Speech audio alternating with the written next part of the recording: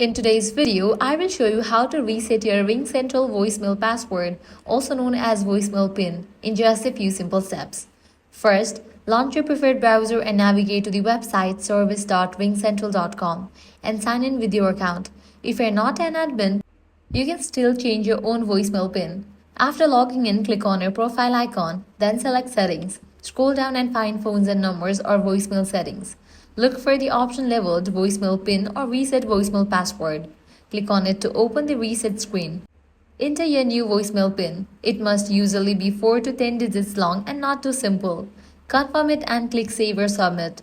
If you are using the RingCentral mobile app, tap your profile icon, go to Phone Settings, tap Voicemail PIN, enter and confirm your new PIN, and that's it. You have successfully reset your RingCentral voicemail password. If this guide helped you out, do not forget to like, share, and subscribe. Thanks for watching.